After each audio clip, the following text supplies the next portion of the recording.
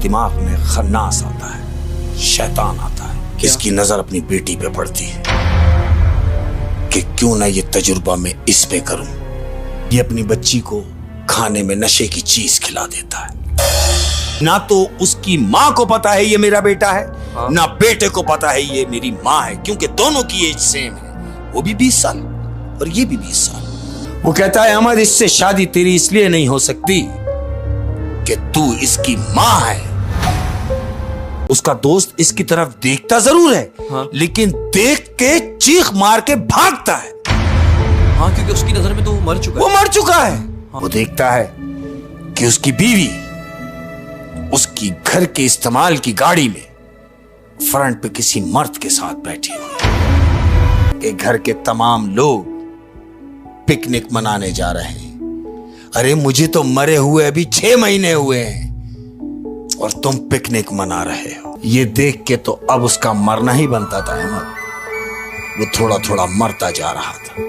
अस्सलाम वालेकुम शेख साहब। वालेकुम अस्सलाम व रहमतुल्लाहि व बरकात। कैसे हैं अहमद? मैं बिल्कुल ठीक हूँ। और आप सुनाएं कि कैसी चल रही है ज़िंदगी इन हालात में? इन हालात में कैसी गुजर रही है जिंदगी। जिंदगी कि जिंदगी काटने को निकले थे। जिंदगी काटने को निकले थे। हाय हाय हाय।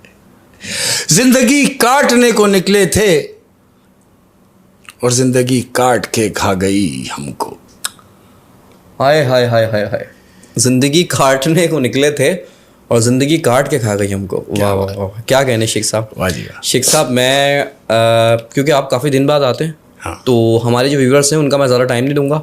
बस आप अपनी कहानी शुरू करें। मेरी कहानी तो बड़ी तवील है अहमद, कि खत्म ना होने वाली मेरी कहानी। आपकी कहानी। लेकिन आज मैं जो सुनाने जा रहा हूँ, मैं एक ऐसी कहानी सुनाने जा रहा हूँ जो तुम्हें मालूम है कि मैं मुताले का बड़ा शौक है मुझे। पढ़ने का शौक है, नई नई चीजें पढ़ने का। तो ऐसे ही एक नॉवेल से एक चीज मैंने पढ़ी जो मैंने ये समझा कि शायद ये बताना जरूरी समझता हूँ अपने चाहने वालों को, प्यार करने वालों को। जो चीज मुझे अच्छी लगी तो उन तक भी पहुंचे।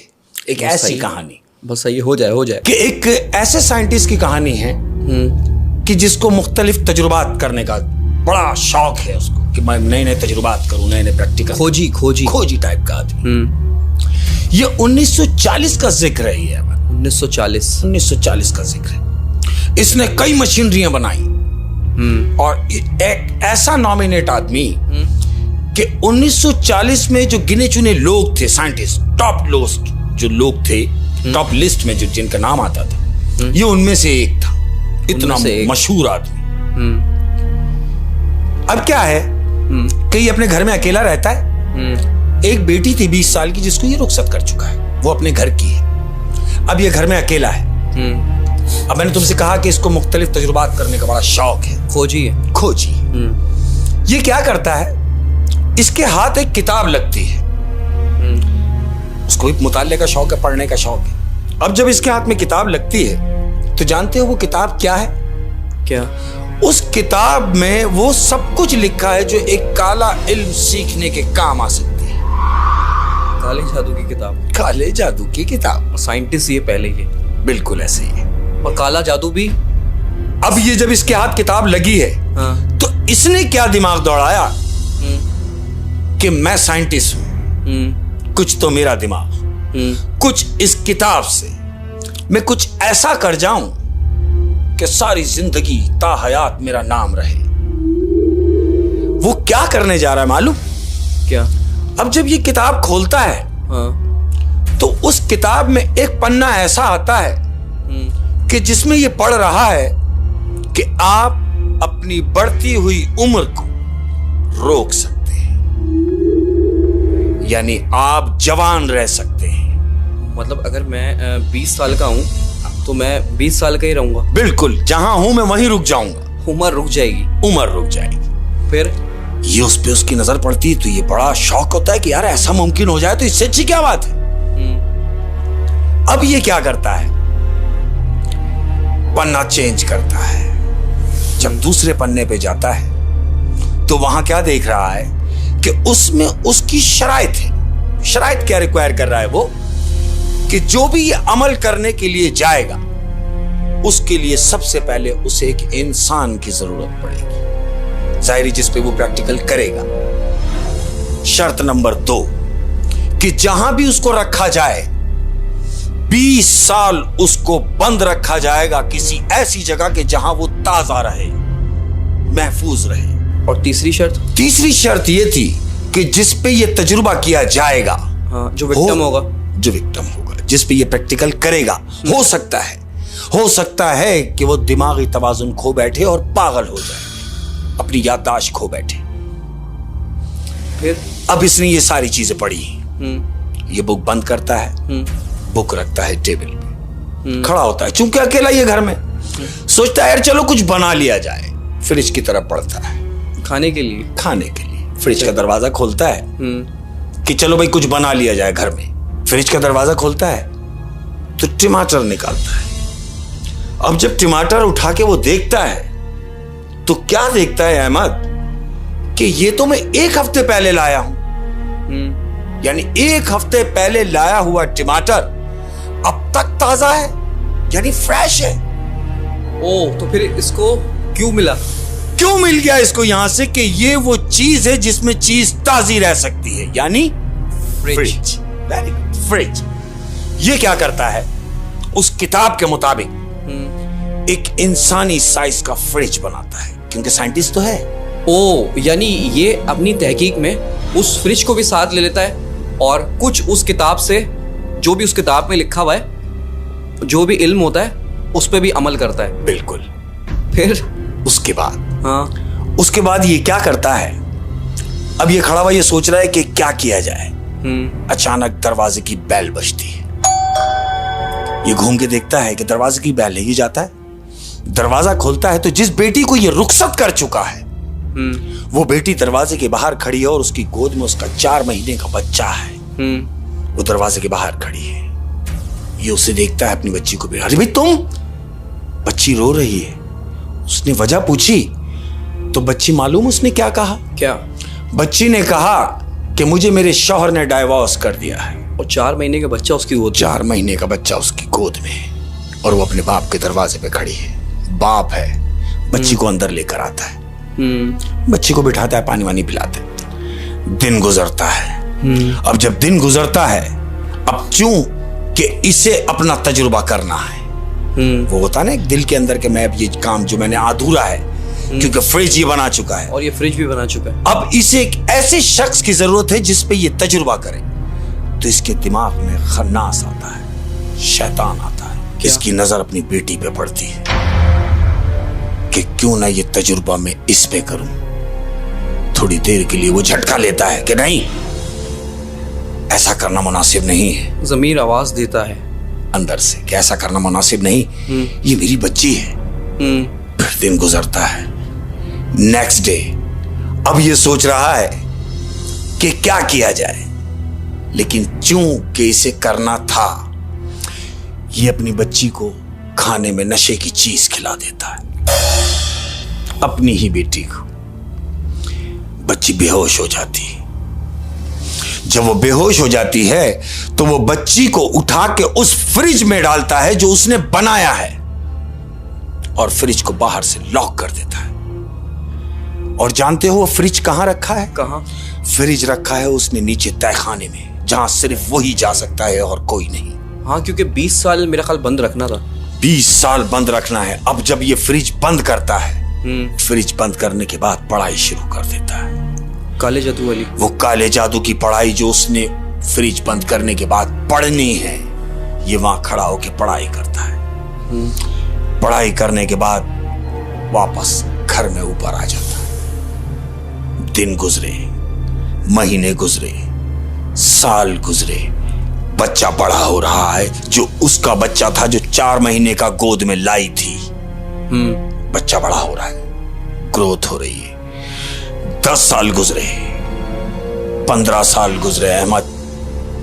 अब जो प्रैक्टिकल उसने उस जमाने में किया था, उस वक्त उसकी उम्र थी 40 साल, उस साइंटिस्ट की। हाँ। यहां 20 साल गुजरने को आ गए। उसकी खुद की उम्र भी 60 साल हो चुकी है। अब ये खुद 60 साल का हो चुका है और 20 साल हो गए। तो जब वो बच्चा बड़ा होता गया तो उसने अपने नाना से पूछा नहीं कि मेरे माँ बाप कहाँ हैं? कई बार उस बच्चे ने उस साइंटिस्ट यानी अपने नाना से पूछा कि मेरे माँ बाप कहाँ हैं। जानते हो उसने क्या जवाब दिया? उसने जवाब दिया कि बाप तुम्हारा मर चुका है, माँ तुम्हारी मर चुकी है, तुम यतीम हो और मैंने तुम्हें पाला है। जब भी बच्चे ने पूछा उसने यही जवाब दिया। यही जवाब देके उसको बहला लिया, खामोश कर दिया। अब चूंकि 20 साल हो गए, अब फ्रिज खोलने का टाइम है। ये खुद 60 साल का हो चुका है, ये तहखाने में मौजूद है। अब ये नीचे तहखाने में जाता है। तहखाने में जाने के बाद फ्रिज के पास खड़ा हो जाता है और बुक खोलता है, यानी वही काले जादू की किताब। वो खोल के खड़ा हो जाता है और पढ़ाई शुरू कर देता है, क्योंकि 20 साल हो चुके हैं, अब इसको फ्रिज खोलना है। ये खुद 60 साल का हो चुका है। फ्रिज खोलता है और जानते हो अहमद, जब फ्रिज खोलता है तो जिस एज में उसने उस लड़की को फ्रिज में डाला था, वो लड़की एज इट इज वैसी की वैसी ही मौजूद है, यानी उसकी उम्र में कोई फर्क नहीं आया। वो लड़की जवान की जवान है। तो और इस वक्त जब इस लड़की को फ्रिज में बंद किया था, तो उस वक्त इसकी बेटी की क्या एज थी? 20 साल। 20 साल। वो आज भी 20 साल की ही है। वो जो पढ़ाइयां उसने की वो कारामत साबित जरूर हुई, लेकिन वो बच्ची जो उसने दरवाजा खोला फ्रिज का, तो वो वैसी जवान की जवान। इसका मतलब ये है कि वो पढ़ाई उसने की, प्रॉपर पढ़ाई की और उसका इल्म कामयाब हो गया, उसका तजुर्बा कामयाब फिर हो गया। वो बच्ची बाहर निकली, होश में आई। अब वो बच्ची जब बाहर आई, उस लड़की को सामने बिठाता है। लड़की आंख खोलती है और आंख खोलते ही उसका पहला सवाल होता है कि तुम कौन हो और ये बताओ कि मैं कौन हूं। इसके जहन में वो बात आ जाती है, यानी तीसरी शर्त जो उस बुक में लिखी हुई थी कि जिस पर आप ये तजुर्बा करेंगे, हो सकता है कि वो अपना दिमागी तवाजुन खो बैठे और उसकी याददाश्त चली जाए। और इस लड़की ने आते ही अपने बाप को नहीं पहचाना, तो इसका मतलब इसकी याददाश्त जा चुकी है। वो समझ गया कि इसकी याददाश्त जा चुकी है। लड़की ने उससे पूछा कि मैं कौन हूं, तो वो उसको जवाब दे रहा है उसका बाप, लेकिन अब उससे क्या कह रहा है, क्योंकि वो समझ गया कि इसकी याददाश्त चली गई। अब उसको वो सेटिस्फाई कर रहा है। किस तरह कि बेटे तुम बचपन से मेरे पास ही हो, तुम्हें मैंने ही पाला है। तुम्हारे वालिदैन एक हादसे का शिकार होकर मर चुके हैं, तुम यतीम थी, तुम मेरे ही पास पली हो, मैं तुम्हारा अंकल हूं, आओ उठो मेरे साथ। तो यानी वो उसको ये बोल देता है कि तुम यतीम हो और मैंने तुम्हें पाला है, मैं तुम्हारा अंकल। उसके बाद बच्ची को उठाता है, ऊपर घर में ले जाता है और तसव्वुर में खुश है कि मेरा 20 साल का तजुर्बा जो मैंने 20 साल लगा के किया वो कामयाब हो गया। अब मैं इस तजुर्बे को बेचूंगा, पैसा कमाऊंगा, क्योंकि तजुर्बा तो कामयाब हो गया, और ऐसा काम कि जो तारीख हो जाए, दुनिया में मेरा नाम हो जाएगा, लोग जवान रहना शुरू हो जाए। ये अंदर ही अंदर खुश है, मुस्कुरा रहा है। ये ऊपर जाके बैठता है, अब बच्ची को बिठाता है, तो बाहर से वो बच्चा आता है। कौन बच्चा? वो बच्चा जो 4 महीने का उसकी गोद में था, और उसकी उम्र भी लड़के की 20 साल है। 20 साल है, और इसकी माँ की उम्र भी 20 साल है। लेकिन चूंकि पता नहीं है दोनों को, ना तो उसकी माँ को पता है ये मेरा बेटा है, ना बेटे को पता है ये मेरी माँ है, क्योंकि दोनों की एज सेम है। वो भी 20 साल और ये भी 20 साल। तो वो लड़का पूछता नहीं है कि नाना जान ये लड़की कौन है? पूछा, उसने पूछा कि ये लड़की कौन है। तो उसके नाना ने उससे कहा कि बेटा इसको मैंने ही पाला है, इसके वालिदैन मर चुके हैं। लड़का उसको एक नजर देखता है, लड़की भी उसको एक नजर देखती है। दिन गुजरते हैं अहमद, और वो दोनों एक ही घर में माँ बेटा रह रहे हैं, लेकिन पता नहीं है कि ये मेरा बेटा है। एक ही घर में 20 साल के जवान लोग रह रहे हैं, लेकिन ये नहीं मालूम कि ये मेरी माँ है, उसे ये नहीं मालूम कि ये मेरा बेटा है। अब कहां पहुंचते हैं? एक दिन क्या होता है, ये लड़का टेरेस में खड़ा हुआ है और वो लड़की आती है, इसकी माँ, जो इसकी माँ है, लेकिन इसे मालूम नहीं है। ये लड़की आती है और पीछे से इसको आवाज देती है कि किसका इंतजार कर रहे हैं। लड़का एकदम घूमता है और देखता है तो वही लड़की इसके तस्वुर में आता है और ये उससे कहता है कि देखो तुम भी यतीम हो और मैं भी यतीम हूं। हम एक ही छत के नीचे रहते हैं, अजनबियों की तरह। तो क्यों ना ऐसा अमल किया जाए कि तुम्हारी और मेरी शादी हो जाए और हम इसी घर में रह जाएं। यानी कुछ वक्त उन्होंने उस घर में साथ गुजारा और फिर लड़के को लड़की से मोहब्बत हो गई, प्यार हो गया। इस उम्र ने उनको उस हद तक पहुंचा दिया कि दोनों को आपस में प्यार होने लगा। दिन गुजरते जा रहे हैं। ये देखता है, ये महसूस करता है कि ये दोनों क्लोज होते जा रहे हैं, क्योंकि एक ही छत के नीचे रह रहे हैं, तो उसने नोटिस कर लिया कि ये दोनों क्लोज होते जा रहे हैं। अब क्यों कि इसको तो मालूम है कि ये मेरी बेटी है, उसको नहीं मालूम कि ये मेरा बेटा है। उन दोनों को आपस में एक दूसरे का रिश्ता नहीं मालूम और वो दोनों एक दूसरे से यही नादानी में वो क्लोज होते जा रहे हैं। और यही नादानी में वो प्यार करने जा रहे हैं। लेकिन चूंकि ये मुमकिन नहीं था, नामुमकिन है, ये बैठ के सोच रहा है कि ये क्या है, अब क्या किया जाए। तो बाहर से वो लड़का आता है जो इसका नवासा है। वो आता है और आके कहता है, कैसा है नाना जान? बोले हाँ मैं खैरियत से हूँ। बोले नाना जान आज आपसे मैं कोई बात करना चाहता हूँ। बोले हाँ कीजिए, मैं सुन रहा हूं। कहता नाना जान, जो लड़की हमारे घर में रहती है, क्यों ना ऐसा किया जाए कि वो मुस्तकिल यहीं रह ले, उसे कहीं जाना ना पड़े। वो कहता है क्या कहना चाहते हो? तो लड़का कहता है मैंने ये फैसला किया है कि मैं उस लड़की से शादी कर लूं। ये अपनी सीट से खड़ा हो जाता। कहता नहीं, ये नामुमकिन है, तुम ये ख्याल अपने दिल से निकाल दो और तुम्हारी शादी वहां होगी जहां मैं चाहूंगा। लड़का कहता है क्या हर्ज है इसमें? कहता तुम नहीं जानते, ना तुम समझोगे। तुम इस बात को यहीं खत्म करो, बल्कि दफन करो। ये नामुमकिन है।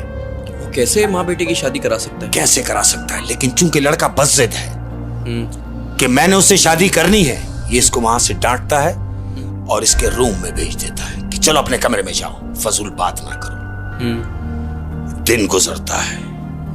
Next day same situation. ये बैठा हुआ है, लड़की आती है और लड़की आके इससे कहती है कि अंकल, मैं आज अगर आपसे कुछ मांगूं तो आप मुझे मना तो नहीं करेंगे? कहता मांगो बेटा, क्या मांगना चाहते हो, सब तुम्हारा है। तो कहती मुझे कुछ नहीं चाहिए, मुझे सिर्फ और सिर्फ इस घर में रहने का हक चाहिए जो जायज हो। मैं उस लड़के से निकाह करना चाहती हूं जो इस घर में रहता है, जो आपका नवासा है। ये इसको हैरत से देखता है। कहता क्या कह रही हो तुम? तुम्हें नहीं मालूम कि तुमने क्या कह दिया? कहती इसमें क्या हर्ज है? वो कहता तुम नहीं जानती। कह रही मुझे बताओ, मुझे पता चले कि इसमें क्या हर्ज है। वो पूछ रही है कि मेरी आखिर इससे शादी क्यों नहीं हो सकती। जानते हो वो क्या कहता है? वो कहता है अहमद, इससे शादी तेरी इसलिए नहीं हो सकती कि तू इसकी मां है। लड़की कहती है ये कैसे हो सकता है कि मैं उसकी मां कैसे हो सकती हूं, जबकि उसकी उम्र भी 20 साल है और मेरी उम्र भी 20 साल है। कहता है यही तुझे बताता हूं। लड़की को बिठाता है और कहता है कि सुन, अब सुन जो मैं तुझसे कह रहा हूं कि ये क्यों नहीं हो सकता। उसकी वजह यह है, वो सारी कहानी उस लड़की को बताता है कि मैंने एक तजुर्बा किया था 20 साल पहले। अपने काले जादू का भी बताता है, सब बताता है। अब जब लड़की ये सुन चुकी है, उसको सारी बातों का इल्म हो चुका है, तो अब ये लड़की सोच रही है कि मैं जिससे शादी करने का कह रही हूं वो तो मेरा बेटा है, ये कैसे मुमकिन होगा। अब इसको चूंकि ये सोच रही है कि ये सब कुछ नामुमकिन है, और ये अपने बाप की तरफ गुस्से से देख रही है कि ये इसने क्या कर दिया। जाहिर सी बात है, उसने मुझे अपने तजुर्बे की नजर कर दिया। मैं एक ऐसा काम मुझसे नागाहनी में हो जाता कि जो नहीं होना है, इसकी माफी नहीं है, जिसकी तलाफी नहीं है। लेकिन वो उससे क्योंकि उसको मालूम नहीं है, उसको मालूम नहीं है। इन केस अगर साइंटिस्ट मर जाता, हाँ, तो लड़की लड़का दोनों ही है घर में, वो दोनों शादी कर लेते हैं अहमद।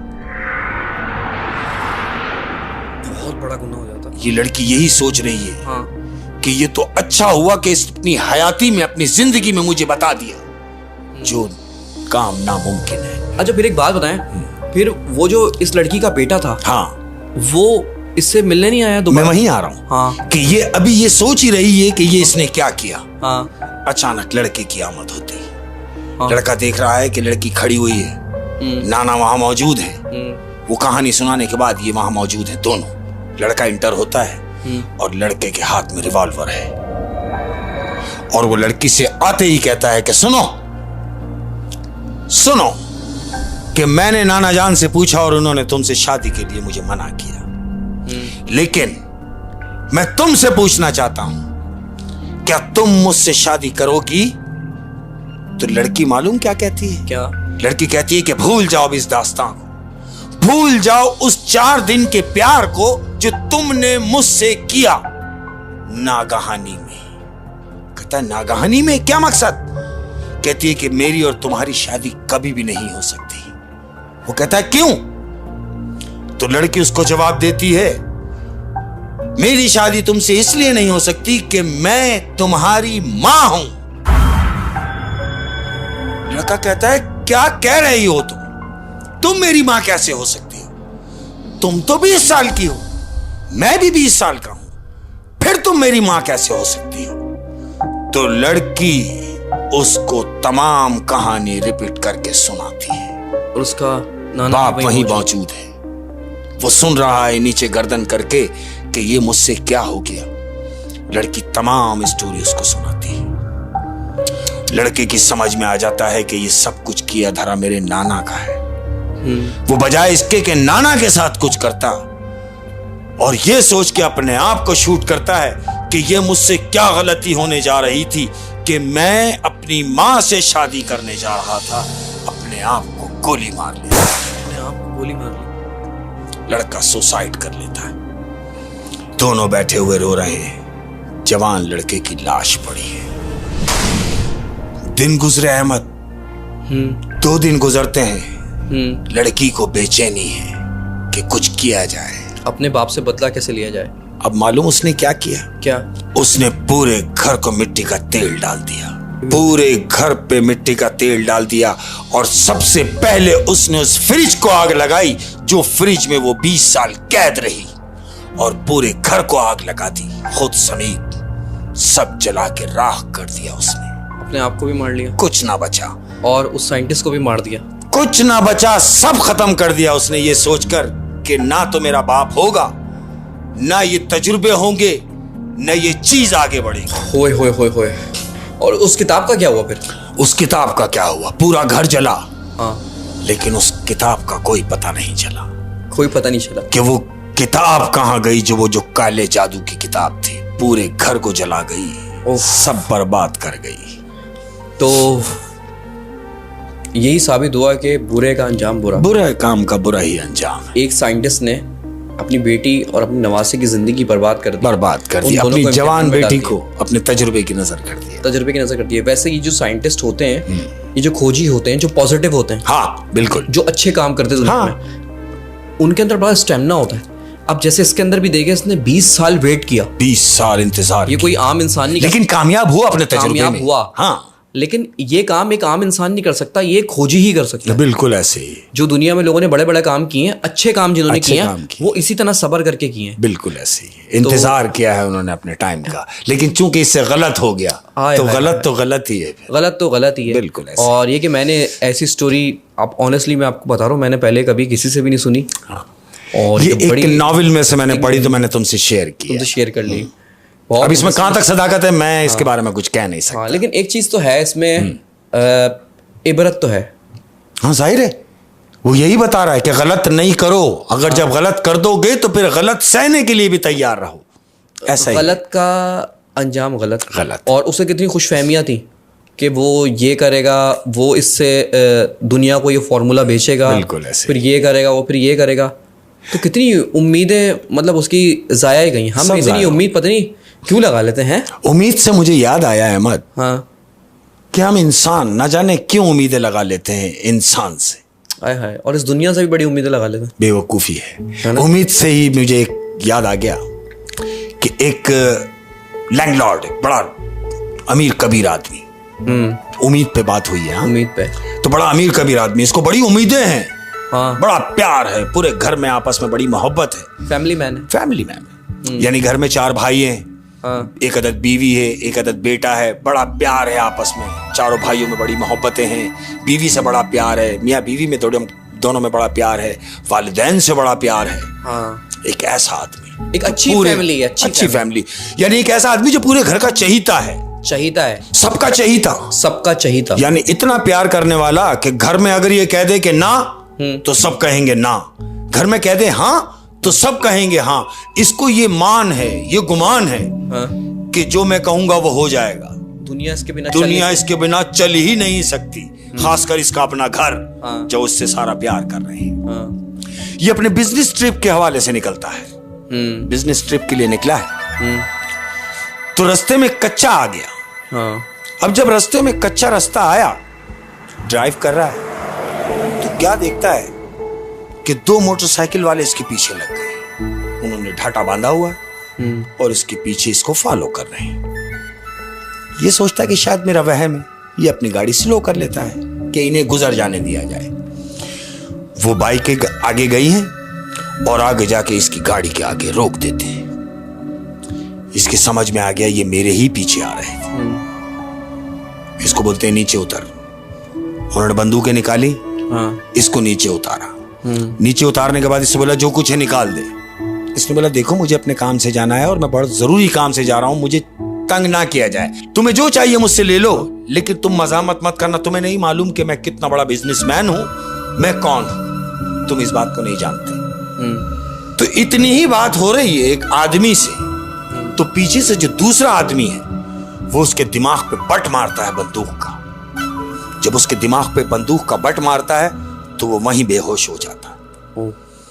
अब ये जो डाकू हैं, जो इंसानी सूरत में आए खबीस, ये डाकू उसकी जेब से वॉलेट निकालते हैं, उसका मोबाइल उठाते हैं, ये इसकी गाड़ी पे सलफ मारते हैं, गाड़ी हाईवे पे चढ़ाते हैं।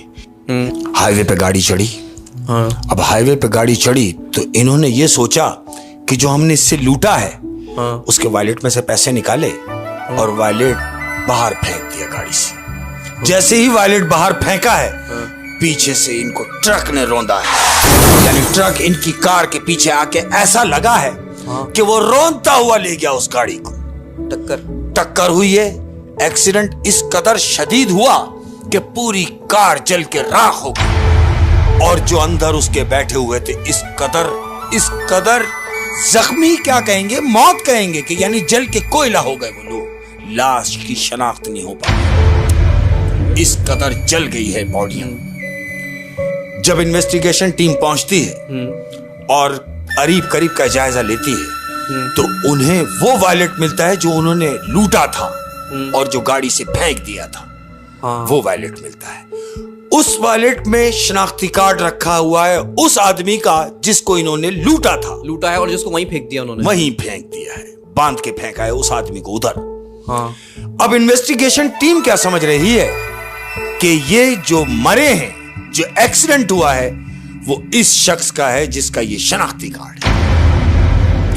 अहमद, ये ब्रेकिंग न्यूज टीवी पर आ जाती है कि एक हादसा हुआ है हाईवे पर और इस कदर शदीद हादसा हुआ है कि लाशों की शनाख्त नहीं हो पा रही, लेकिन चूंकि गाड़ी की नंबर प्लेट से और उस शनाख्ती कार्ड से यह पता चला कि वो मरा कि जिसका वो शनाख्ती कार्ड, वो बिजनेसमैन मर गए। वो बिजनेसमैन मर गया अपने घर वालों की भी नजर में। घर वाले देख रहे हैं कि ये तो हमारा बच्चा है, ये घर से गया जरूर था, लेकिन हमें क्या मालूम था कि ये जो जा रहा है ना जाने के लिए जा रहा है। और वो जो जिसको बिजनेसमैन को इन्होंने मार के वहां पे गिराया था, उसका क्या हुआ? उसका क्या हुआ? मैं वहीं आ रहा हूं कि जब ये देख लेते हैं कि ये घर वालों ने ये अंदाजा लगा लिया कि ये मर चुका, ये यहाँ वो जो डेड बॉडियां थी जो जली हुई थी, उनकी नमाज जनाजा भी हुई, दफना भी दिया,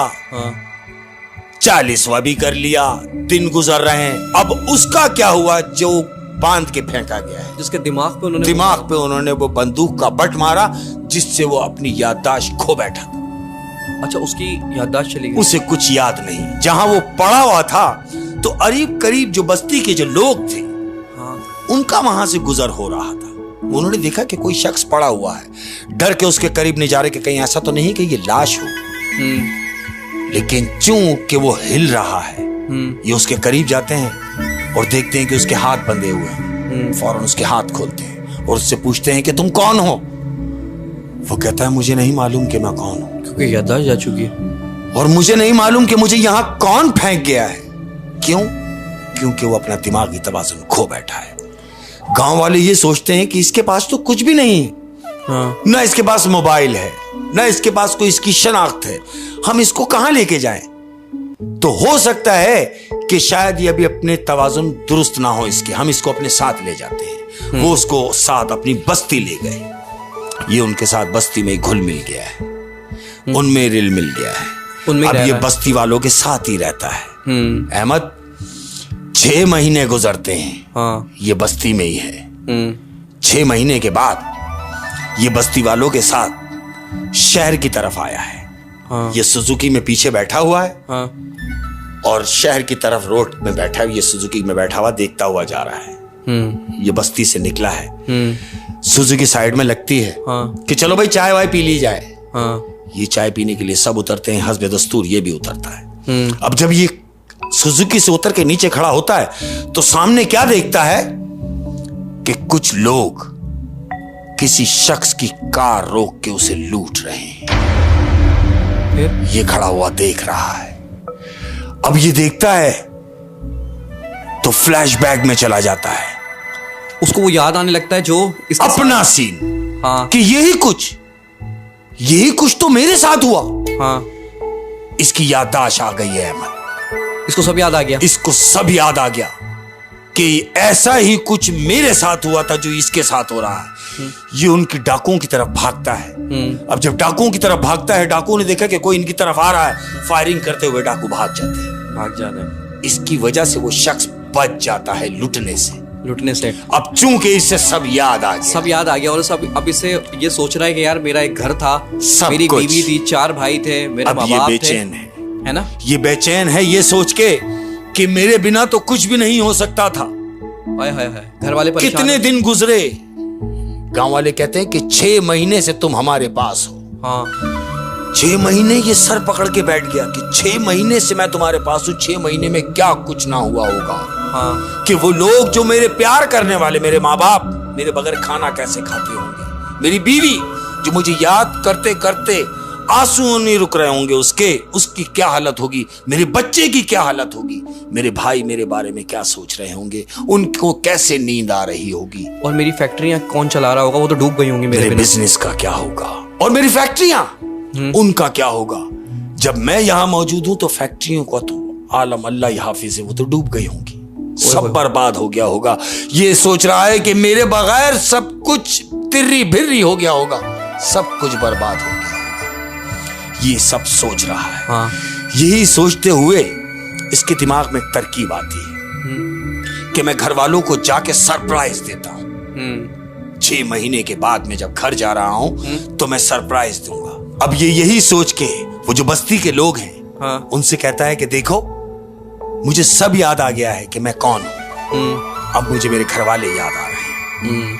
मैं अपने घर जा रहा हूं, मैं आऊंगा जरूर, मैं तुमसे मिलने फिर आऊंगा, लेकिन अभी मैं उनसे मिलने जा रहा हूं जो मेरे अपने मेरे लिए बेचैन होंगे। हाय हाय, ये सोच के ये घर की तरफ के लिए निकला है अहमद। अभी अपने महल्ले में पहुंच ना पाया कि रास्ते में इसको इसका एक दोस्त मिल गया। जैसे ही उसको आवाज देता है, उसका दोस्त इसकी तरफ देखता जरूर है, हाँ, लेकिन देख के चीख मार के भागता है। हाँ, क्योंकि उसकी नजर में तो वो मर चुका है। हाँ, वो भाग रहा है और ये अपने दोस्त के पीछे भाग रहा है कि तुम उससे क्यों भाग रहे हो। कह रहा तुझे नहीं मालूम, तू भूत है। बोले पागल हो गया है। वो आगे जाके उसका दोस्त रुकता है, कहता तू मुझसे क्यों भाग रहा है। कह रहा क्यों ना भागूं तुझसे, कि तू तो लाश है, तू मर चुका है। कहता ऐसा कुछ भी नहीं है। कह रहा मैं कैसे मान लूं। कह रहा रुक जा। ना हाथ बढ़ाता है, दोनों मसाफा करते हैं, हाँ। इसका दोस्त मुतमईन होता है कि ये तो वाकई जिंदा है, इसमें जान है, ये तो जिंदा है। हाँ। वो कहता है ये सब क्या है, मुझे मेरी समझ में नहीं आया, तू मुझे बता। ये अपने दोस्त को तमाम डिटेल बताता है, हाँ। जो इसके साथ हुआ पूरा वाकया बताता है। और इसका दोस्त इसको बोलता होगा कि यार दुनिया की नजर में तू मर चुका है। बिल्कुल, वो अपने दोस्त से पूछ रहा है हाँ। कि सुन, हाँ। जिस तरह तूने मुझे मरा हुआ समझा, तो क्या मेरे घर वाले भी मुझे मरा हुआ ही समझते हैं? वो कहता है हाँ ऐसा ही, तेरे घर वाले भी समझते हैं कि तू मर चुका है। वो तेरे मरने की बात की तमाम रस्में जो हैं वो कर चुके हैं कि तुझे उन्होंने मुर्दा जान लिया है।